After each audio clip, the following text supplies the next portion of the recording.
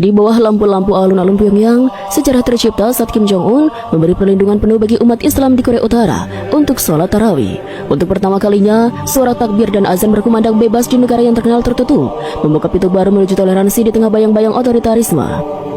Matahari baru saja terbit di atas langit Pyongyang, ibu kota Korea Utara. Udara pagi itu dingin, seperti biasa di awal musim semi, tapi ada sesuatu yang berbeda hari ini. Suasana di jalan-jalan terasa lebih tenang, namun penuh dengan semangat yang tak biasa. Di sepanjang trotoar, orang-orang mulai berkumpul, membawa tikar kecil dan sajadah sederhana. Beberapa dari mereka adalah warga muslim yang selama bertahun-tahun harus menyembunyikan identitas agamanya. Namun kali ini, mereka tidak perlu lagi merasa takut. Semua bermula dari pengumuman resmi yang disampaikan oleh Kim Jong-un beberapa hari sebelumnya.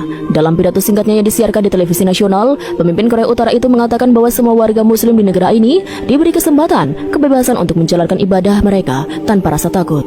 Lebih mengejutkannya lagi, ia bahkan memerintahkan alun-alun kota untuk dipersiapkan sebagai tempat sholat tarawih pertama dalam sejarah Korea Utara.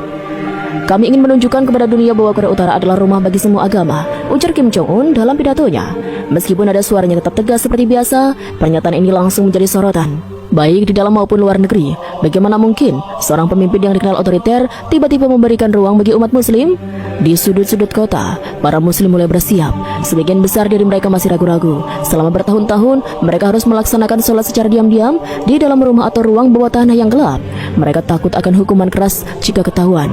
Namun kali ini, mereka mendengar kabar bahwa tidak akan ada konsekuensi apapun. Bahkan ada petugas keamanan yang terjaga di sekitar alun-alun untuk memastikan semuanya berjalan lancar.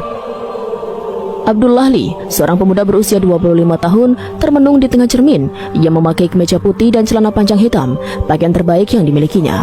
Abdullah sudah hampir lupa bagaimana rasanya beribadah di luar rumah. Setiap kali ia ingin sholat, ia harus menutup tirai rapat-rapat agar tidak ada yang melihatnya. Tapi malam ini, ia akan sholat tarawih di alun-alun, di hadapan ribuan orang lainnya. Hatinya berdebar-debar antara gugup dan senang. Ini adalah momen yang tak pernah ia bayangkan sebelumnya. Sementara itu di istana kepemimpinan, Kim Jong-un duduk di kursi besarnya, menatap layar monitor yang menampilkan gambar-gambar persiapan di alun-alun. Ia tampak serius, tapi ada sedikit senyum di wajahnya. Ini adalah langkah besar, gumamnya pelan kepada salah satu penasihatnya. Tapi aku percaya ini adalah hal yang benar. Malam semakin larut dan lampu-lampu di alun-alun mulai dinyalakan. Ribuan orang mulai berdatangan, membawa harapan dan doa-doanya. Di tengah kerumunan itu, ada ketegangan, tapi juga ada rasa syukur. Semua mata tertuju pada mimbar kecil yang telah didirikan di tengah alun-alun. Ini bukan sekedar tentang ibadah, tapi tentang sebuah babak baru dalam sejarah Korea Utara. Dan malam itu untuk pertama kalinya, azan berkumandang di udara terbuka Pyongyang. Suaranya menggema, menggetarkan hati siapapun yang mendengarnya. Malam pertama sholat tarawih di alun-alun Pyongyang sudah berakhir, namun gaungnya masih terasa hingga keesokan harinya.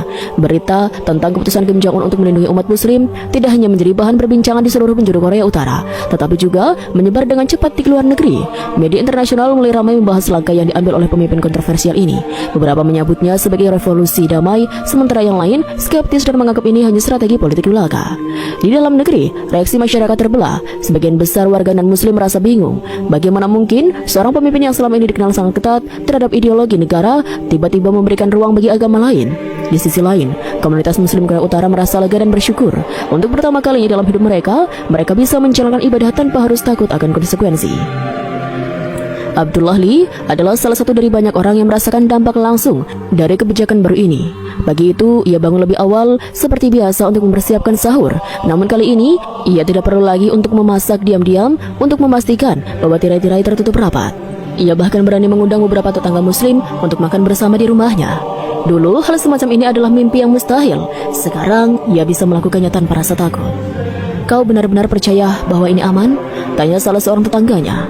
Seorang pria parubaya bernama Omar Park dengan nada ragu. Omar adalah salah satu dari sedikit muslim yang masih belum sepenuhnya yakin dengan perubahan ini. "Kalau Kim Jong-un sendiri yang mengatakannya, aku pikir kita harus mencoba mempercayainya," jawab Abdullah dengan nada optimis. "Lagi pula, apa yang bisa kita rugikan?" Omar hanya mengangguk pelan, tapi matanya masih menunjukkan keraguan. Abdullah tahu bahwa butuh waktu bagi banyak orang untuk sepenuhnya mempercayai situasi baru ini. Setelah bertahun-tahun hidup dalam ketakutan, sulit untuk langsung merasa aman begitu saja. Sementara itu di istana kepemimpinan, Kim Jong-un sedang menggelar rapat darurat dengan para pejabat tinggi militer dan pemerintahan.